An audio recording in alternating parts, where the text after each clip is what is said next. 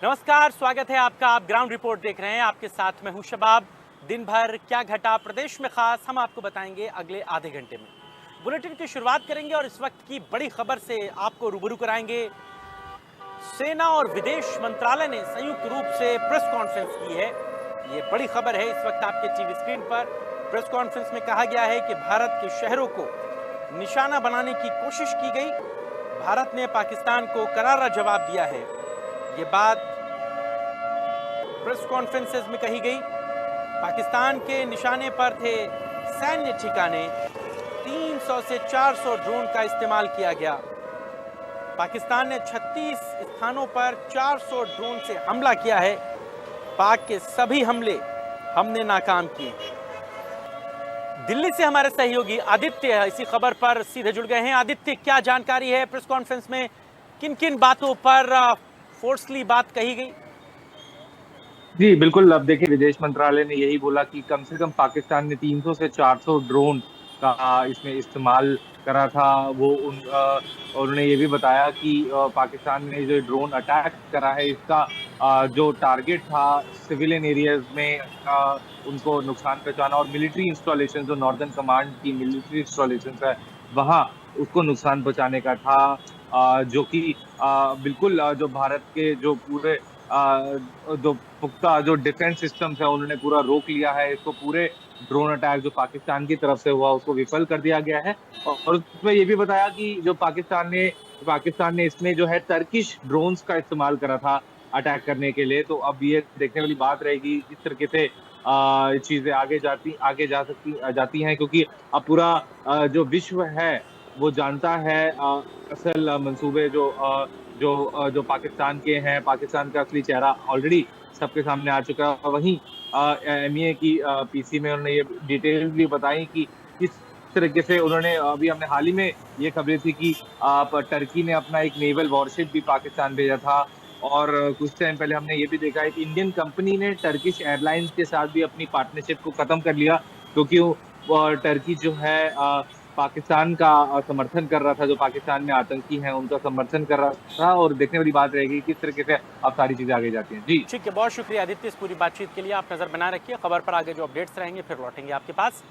अगली खबर लखनऊ से आपको बताएंगे। मुख्यमंत्री योगी आदित्यनाथ ने भी पाकिस्तान को तीखा जवाब दिया है। मुख्यमंत्री योगी आदित्यनाथ ने कहा है कि पाक अब अपने वजूद के लिए संघर्ष करता दिखाई देगा। आतंकवाद को संरक्षण नहीं दिया जा सकता। सीधे सीधे पाकिस्तान आतंकवाद में लिप्त है। पूरा उत्तर प्रदेश आज अपनी सेनाओं के साथ खड़ा है। ये बात मुख्यमंत्री योगी आदित्यनाथ ने कही। पाकिस्तान को आड़े हाथों लेते हुए मुख्यमंत्री योगी आदित्यनाथ ने कहा कि पूरा प्रदेश, पूरा देश आज अपनी सेनाओं के साथ खड़ा है और पाकिस्तान आतंकवाद में लिप्त है। ये बात साफ तौर से कही जा सकती है। आतंकवाद को कहीं पर भी संरक्षण नहीं दिया जा सकता और अब पाकिस्तान अपने वजूद के लिए संघर्ष करता दिखाई देगा। इस तरह से भारत ने उन पर एक्शन लिया है, उसके खिलाफ एक्शन लिया है। उसके बाद से अब पाकिस्तान अपने वजूद को तलाशेगा, उसके लिए संघर्ष करेगा। निकिता हमारे साथ, हमारी सहयोगी, इसी खबर पर सीधे जुड़ गई है। निकिता, क्या कुछ जानकारी है और क्या कुछ कहा मुख्यमंत्री ने? देखिए, मुख्यमंत्री योगी आदित्यनाथ ने जिस तरह से आज महाराणा प्रताप जयंती के अवसर पर आयोजित एक कार्यक्रम में हिस्सा लिया और इस दौरान उन्होंने अपने संबोधन में महाराणा प्रताप और छत्रपति शिवाजी और साथ ही गुरु गोविंद सिंह जैसे वीर योद्धाओं का नमन करते हुए पाकिस्तान को आतंकवाद पर घेरते हुए कहा कि उनसे इतनी बड़ी हिमाकत इस वक्त कर दी है कि अब वह अपने वजूद के लिए संघर्ष करता दिखाई देगा। और जिस तरह से मुख्यमंत्री ने कहा कि पाकिस्तान का आतंकवादी चेहरा अब दुनिया के सामने बेनकाब हो चुका है।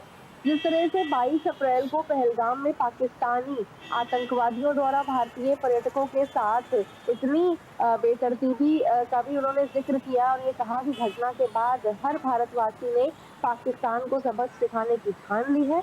और जिस तरह से प्रधानमंत्री नरेंद्र मोदी के नेतृत्व में जो तीनों सेनाएं हैं उन्होंने पाकिस्तान को करारा जवाब दिया और आज पाकिस्तान दुनिया में अलग थलग पड़ चुका है और कराहता हुआ नजर आ रहा है। जिस तरह से आज ये मुख्यमंत्री योगी आदित्यनाथ ने बयान दिया है कि पाकिस्तान अब खुद अपने वजूद के लिए तरसेगा। शबाब और निकिता, ये वो मौका है जब पाकिस्तान के खिलाफ और देश की आर्मी के साथ पूरा देश खड़ा है। राजनीतिक जो दल हैं वो सब एक दूसरे से कंधा मिलाकर चल रहे हैं और सब अपनी सेना पर फख्र करते हैं। निश्चित तौर पर ये सिचुएशन ही ऐसी है जहां पर एकजुटता जरूर दिखानी होगी। United we stand divided we fall वाली अगर पॉलिसी अपनाएंगे तभी जीत भी हासिल होगी। और साथ ही साथ मुख्यमंत्री ने देशवासियों से भी अपील की कि वो भारतीय सेनाओं का जो मनोबल है उसे बढ़ाएं। सोशल मीडिया पर फैलाए जाने वाली अफवाहों से सावधान रहने के लिए भी कहा। साथ ही उन्होंने हर भारतवासी को एक रिस्पॉन्सिबिलिटी उन्होंने बताया कि है कि वह अपनी सेनाओं के साथ खड़े हों और जो भी शरारतपूर्ण कार्रवाई की जा रही है उसको बेनकाब करें। केंद्र के नेतृत्व में मार्गदर्शन के लिए हमेशा से एकजुट होकर के कार्य करना है। ये तमाम बातें मुख्यमंत्री योगी आदित्यनाथ ने आज कही। ठीक है निकिता, बहुत शुक्रिया इस पूरी बातचीत के लिए। आप नजर बनाए रखिए खबर पर, आगे जो अपडेट होंगे फिर आपके पास लौटेंगे। भारत पाकिस्तान के बीच टेंशन के बीच में राजस्थान के जैसलमेर में आज 12 घंटे का ब्लैकआउट है। शाम 6 बजे से ये जो ब्लैकआउट शुरू हुआ है वो कल सुबह 6 बजे तक रहेगा। इस दौरान जिला प्रशासन ने बहुत सख्त गाइडलाइन जारी की है। ब्लैकआउट में गाड़ियों की आवाजाही को पूरी तरीके से बंद रखा गया है और आज शाम 5 बजे से ही जैसलमेर का रुख करेंगे। रजा उल्लाह हमारे साथ, हमारे सहयोगी जुड़ गए हैं। रजा, बिना लाइट जलाए आज से ब्लैकआउट रहेगा पूरा मामला। क्या कुछ है वहां पर, क्या कुछ दिख रहा है? बिल्कुल, देखिए अगर जैसलमेर की बात की जाए तो क्योंकि जो राजस्थान का पाकिस्तान से सबसे नज़दीकी इलाका है वो जैसलमेर, बाड़मेर और बीकानेर सहित जोधपुर है, वो यहाँ पर शामिल होते हैं। तकरीबन 1080 जो किलोमीटर की जो सीमा है वो राजस्थान के पाकिस्तान के साथ लगती है। वहीं अगर जैसलमेर शहर की बात की जाए तो आप देख सकते हैं तस्वीरों में किस तरीके से सन्नाटा यहाँ पर नजर आ रहा है। बाकायदा जो पुलिस की गाड़ियाँ हैं वो यहाँ इलाकों में गश्त है वो करती हुई नजर आ रही है, क्योंकि जिस तरीके से पाकिस्तान ने एक नापाक हरकत की थी और जिस तरीके से पाकिस्तान के जो ड्रोन्स थे उन ड्रोन्स को हिंदुस्तान की सेना ने मार गिराया, जिसके बाद जिस तरीके से लगातार सोशल मीडिया पर बात की जाए या फिर अलग अलग इलाकों में बात की जाए, जो भारतीय सेना है उसकी काफी तारीफ होती हुई नजर आ रही है। जो जैसलमेर के हमारे स्थानीय पत्रकार हैं वो हमारे साथ में मौजूद है। रजत जी, जानना चाहेंगे किस तरह से आज गाइडलाइन, एक नई गाइडलाइन जारी की गई आज? जी बिल्कुल, कल का जो ये हमला हुआ उसके बाद जो है यहाँ पर कंप्लीट लॉकडाउन किया गया है, जिसमें यहाँ पर शाम 5 बजे से ही लोगों को अपने व्यावसायिक प्रतिष्ठान है वो बंद करने के लिए कहा गया है। और साथ ही जो है यहाँ पर आवागमन पर पूर्ण रूप से रोक लगा दी गई है। जितने भी कार्यक्रम है, अगर वो धार्मिक है, अगर किसी भी प्रकार का कोई कार्यक्रम है, उसको रद्द कर दिया गया है। वो बिना परमिशन के कोई कार्यक्रम यहाँ पर नहीं कर सकते हैं। और साथ ही यहाँ पर जो है दुपहिया तिपहिया वाहन को जो है बिना परमिशन के आप लॉकडाउन पीरियड में नहीं चला सकते हैं। और जो यहाँ का सबसे प्रख्यात मंदिर है तनोट माता मंदिर, जहाँ से बॉर्डर मात्र 22 किलोमीटर पड़ता है, उस पूरे जो रास्ता है उस पूरे रास्ते पर जो है 3 बजे के बाद से जो है आवागमन पर प्रतिबंध लगा दिया है। तो कुल मिलाकर जो है आज शाम 5 बजे से लेकर कल सुबह 6 बजे तक कंप्लीट लॉकडाउन और ब्लैकआउट रहेगा जैसलमेर में। जी रजत जी, जिस तरीके से कहा गया कि अभी हमने देखा कि लगातार अलग अलग इलाकों में अनाउंसमेंट हो रहे थे, तो क्या पहले से प्रशासन की तरफ से तमाम तैयारियां कर ली गई थी जो तमाम ब्लैकआउट होने वाला है या फिर दुकानें बंद होने वाली, इन तमाम चीजों को लेकर? जैसा कि युद्ध की या युद्ध से होने वाले हमले की संभावना है, तो यहाँ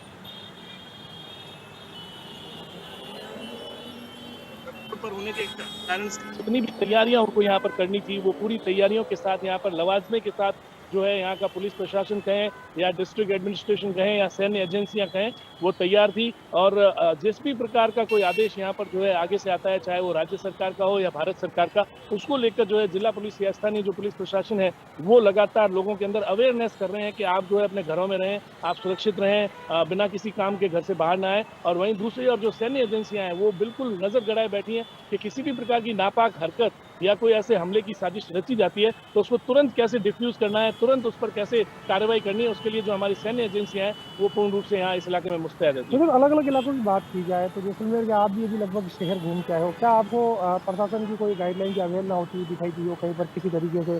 क्योंकि जिस तरीके से एक बड़ा कानून के तहत भी पुलिस कार्रवाई करने वाली उन तमाम चीजों में कहीं पर कोई अवहेलना दिखाई दी हो, या फिर लोगों ने समझदारी का परिचय देते हो? क्योंकि काफी दुकानें हमने देखी थी 4 बजे भी लोग हैं वो दुकान बंद करके चले गए थे। देखिए जैसलमेर जो है वो आज इस हमले को नहीं देख रहा है, 1965 और 71 में भी जो है जैसलमेर के लोगों ने इस हमले को देखा है। तो उस दौर के जो लोग हैं वो अपने बच्चों को या अपने जो है कलीग्स हैं उनको ये बताते हुए फिर रहे हैं कि भाई देखिए जैसलमेर में जब हमला हुआ तो इस प्रकार की परिस्थितियां थी। तो अभी जो भारत सरकार की गाइडलाइन है, जो जिला स्थानीय प्रशासन ने जो गाइडलाइन दी है, लोग पूर्ण रूप से उसका सहयोग कर रहे हैं। उन्होंने अपने प्रतिष्ठान तय समय पर बंद कर दिए गए और जो इक्का दुक्का आदमी है जो किसी काम से लौट रहे होंगे या किसी आवश्यक काम से कहीं पर रुके हुए होंगे वो भी अब धीरे धीरे अपने घरों की ओर पहुंच रहे हैं, ताकि यहाँ पर कंप्लीटली लॉकडाउन और ब्लैकआउट जो थोड़ी देर में हो जाएगा उसको जो है लेकर लोग जो है भारत सरकार की पूर्ण रूप से सहयोग करते नजर आ रहे हैं। बिल्कुल देखिए अगर खास तौर पर बात की जाए जैसलमेर की, तो क्योंकि जिस तरीके से जैसलमेर अपने आप में एक बड़ा मैसेज पूरे हिंदुस्तान में देता हुआ नजर आ रहा है, क्योंकि कल जिस तरीके से पाकिस्तान ने नापा खरपत करने की कोशिश यहाँ पर की थी, जिसके बाद जो पाकिस्तानी ड्रोन हैं उनको भारतीय सेना ने मार गिराया था, और उसके बाद जिस तरीके से नई गाइडलाइन जो जैसलमेर कलेक्टर हैं उनकी तरफ से जारी की गई थी, जिसके तहत शाम को 5 बजे बाद जो तमाम बाजार है वो बाजार बंद करने की जो बात है वो कही गई थी। जिसके बाद तस्वीरों में देखा जा सकता है कोई भी एक ऐसी दुकान खुली नहीं है जो ये कहा जा सके कि यहाँ पर कलेक्टर की गाइडलाइन की अवहेलना हो रही है, या फिर जो भी लॉकडाउन को लेकर गाइडलाइन जारी की गई है उस गाइडलाइन की यहाँ पर अवहेलना हो रही है। फिलहाल जयपुर तो जिस तरीके से जयपुर से तमाम आलाधिकारी मॉनिटरिंग कर रहे हैं, उसके बाद मेरे पीछे भी देख सकते हैं जो तमाम जैसलमेर के आलाधिकारी हैं वो यहाँ पर अलग अलग इलाकों में सुरक्षा व्यवस्था का जो जायजा है वो लेते हुए नजर आ रहे हैं। जी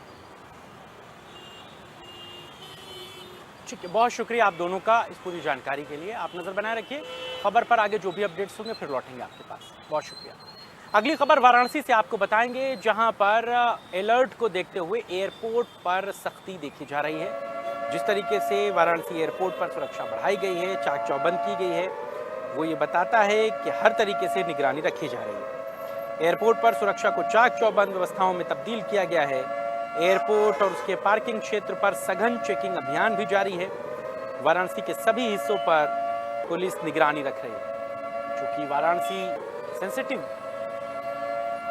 को देखते हुए वहां पर जो व्यवस्थाएं हैं उनको माकूल किया जा रहा है, फिर चाहे मंदिर परिसर हो या फिर शहर या फिर एयरपोर्ट या फिर भीड़ भाड़ वाले दूसरे इलाके, उन सभी जगहों पर बहुत सघन चेकिंग अभियान चलाया जा रहा है। जमील हमारे साथ, हमारे सहयोगी इसी खबर पर सीधे जुड़ गए। जमील, क्या है सुरक्षा व्यवस्था के बंदोबस्त वहां पर, किस तरीके से सेंसिटिविटी है?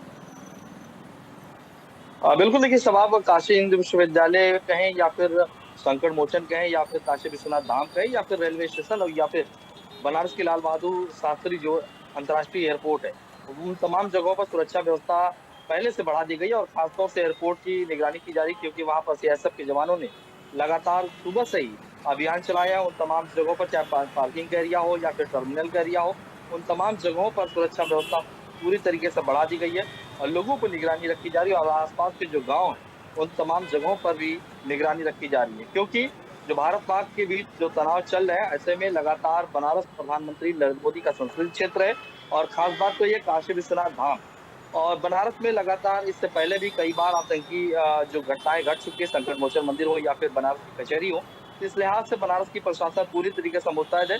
हालांकि मॉक ड्रिल के दौरान तमाम लोगों को बताया गया था कि आप कैसे बचेंगे, कैसे लोगों को बचाएंगे, उसके बाद ब्लैकआउट कराया गया था। उन तमाम चीजों को लेकर बारीकी से एक एक लोगों को बताया गया था और उसके बाद मीडिया, सोशल मीडिया के माध्यम से उन तमाम लोगों को जानकारी दी गई थी। तो इस लिहाज से अगर देखा जाए तो बनारस में सुरक्षा व्यवस्था कल से ही बढ़ा दी गई है। काशी विश्वनाथ धाम की बात कर ले तो वहाँ पर लगातार कल से ही सुरक्षा व्यवस्था, वहाँ पर हालांकि सीआरपीएफ के जवान होते हैं, वहाँ पर पुलिस होती है और उसके बाद पीएससी के जवान होते हैं, उन तमाम जगहों पर भी सुरक्षा व्यवस्था बढ़ा दी गई है। ठीक है जमील, बहुत शुक्रिया इस पूरी बातचीत के लिए। आप नज़र बनाए रखिए, आगे भी जो अपडेट्स रहेंगे आपसे लेते रहेंगे। तो तमाम अलर्ट मोड को देखते हुए लखनऊ समेत सभी ज़िलों में हॉस्पिटल को भी अलर्ट मोड पर रखने के दिशा निर्देश दिए गए हैं। कहा गया है कि हॉस्पिटल्स में कुछ बेड को रिजर्व रखा जाए और जिस तरीके से भारत पाक में टेंशन है, हॉस्पिटल में भी अलर्ट है।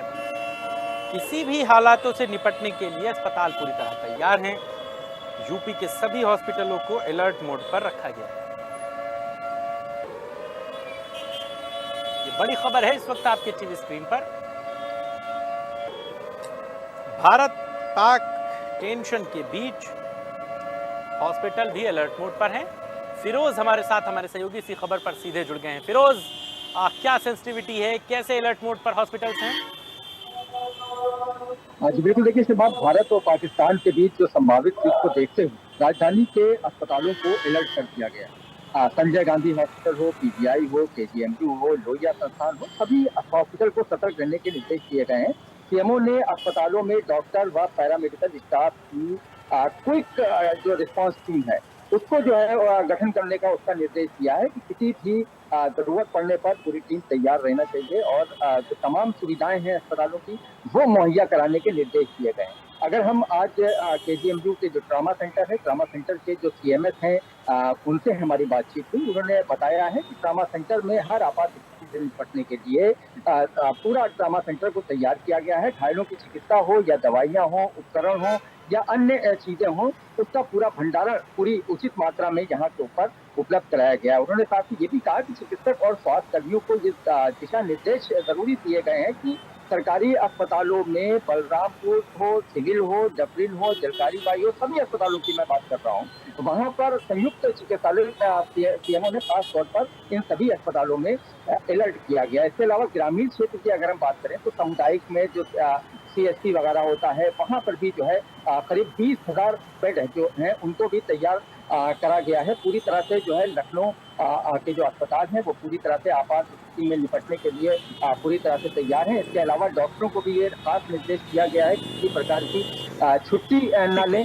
छुट्टियों के बारे में बोला गया है। तो पूरी तरह से जो राजधानी लखनऊ के अस्पताल हैं तो पूरी तरह से आपात स्थिति में निपटने के लिए तैयार है। ठीक है फिरोज, बहुत शुक्रिया इस पूरी जानकारी के लिए। उधर उत्तराखंड में भी भारत पाक की टेंशन को लेकर के अलर्ट है। भीड़भाड़ वाले इलाकों में सघन चेकिंग अभियान चलाया जा रहा है। देहरादून में पुलिस जो है वो गश्त करती नजर आ रही है। बड़ी खबर है इस वक्त आपके टीवी स्क्रीन पर। राज्यों की सीमा पर पुलिस का कड़ा पहरा है और भीड़भाड़ वाले इलाकों पर भी पुलिस की पैनी नजर है। सघन चेकिंग अभियान चलाया जा रहा है। हर आने जाने वाले लोगों से पूछताछ की जा रही है। देखिए, जिस तरीके से जो है लगातार हमारी भारतीय सेना जो है पाकिस्तान को लगातार जवाब दे रही है, यानी हमारी भारतीय सेना उनको घुटनों के बल झुका के छोड़ेगी। कुल मिला के ये कहा जा सकता है। वहीं जिस तरीके से जो है आज गृह मंत्रालय की बैठक भी हुई दिल्ली में और साथ ही जो है सभी राज्य के जो मुख्यमंत्री है लगातार जो है अधिकारियों के साथ बैठक कर रहे हैं और साथ ही बात करी जाए क्योंकि 4 धाम यात्रा यहाँ पर चल रही है। सुरक्षा व्यवस्था की अगर बात करी जाए, सुरक्षा को लेके लगातार मुख्यमंत्री ने साफ तौर से निर्देश दिया है, गृह मंत्रालय ने निर्देश दिया है और जगह जगह 4 धाम जो मंदिर है वहाँ पर जो है पैरामिलिट्री फोर्स की तैनाती कर दी गई है और लगभग जो है 6,000 से ज़्यादा जवान वहाँ पर तैनात कर दिए गए हैं। साथ ही जिस तरीके से जो है सियासत की बात करी जाए तो तमाम एसएसपी के जवान भी वहाँ पर तैनात हो चुके हैं और लगातार जो बॉर्डर्स हैं यानी उत्तराखंड के जो बॉर्डर हैं उन पर लगातार चेकिंग अभियान चलाया जा रहा है। गली मोहल्लों की अगर बात करिए तो गली गली जिस तरीके से जो मलिन बस्तियां हैं या जिस तरीके से जो देहरादून की गलियां हैं या उत्तराखंड में कई ऐसी गलियां हैं जहां पर जो है सभी लोगों का अगर जिस तरीके से पाए जाते हैं या कुछ भी होता है तो वहाँ पर लगातार चेकिंग अभियान भी चलाया जाए और पुलिस भी सख्त है और साफ तौर से जो है सरकार का भी निर्देश था। आज जो है मुख्यमंत्री ने बैठक ली थी इस विषय में और साथ ही जो है बैठक में मुख्य सचिव और आला अधिकारी जो है उत्तराखंड की वो मौजूद थे। तो कुल मिला के ये कहा जा सकता है हम जिस तरीके से जो है लगातार जो है कार्रवाई चल रही है और साथ ही हमें अलर्ट भी रहना है, यानी क्योंकि उत्तराखंड से यहाँ पर जो है जो सीमाओं से जुड़े हुए देश से हम चीन की बात करें, क्योंकि यहाँ से अगर हम बात करी जाए तो 280 किलोमीटर से जो है चीन की सीमा यहाँ से पड़ती है अगर देहरादून की बात करी जाए। तो कुल मिला के हमें अलर्ट रहना, साथ ही जो है जिस तरीके से जो है मॉक ड्रिल करी गई है, अगर इस तरीके की संभावना बनती है तो किस तरीके से जो है हमें अलर्ट रहना है। साथ ठीक है सचिन, शुक्रिया इस पूरी बातचीत के लिए। आप नज़र बना रखिए, आगे भी जो अपडेट्स रहेंगे फिर लौटेंगे। इन्हीं तमाम खबरों के साथ ही ग्राउंड रिपोर्ट में आज के लिए बस इतना ही। देश और दुनिया की तमाम बड़ी खबरों के लिए देखते रहिए इंडिया न्यूज़ उत्तर प्रदेश उत्तराखंड। लखनऊ में मेरे कैमरा सहयोगी अरशद के साथ मेरी पूरी टीम को दीजिए इजाजत। नमस्कार।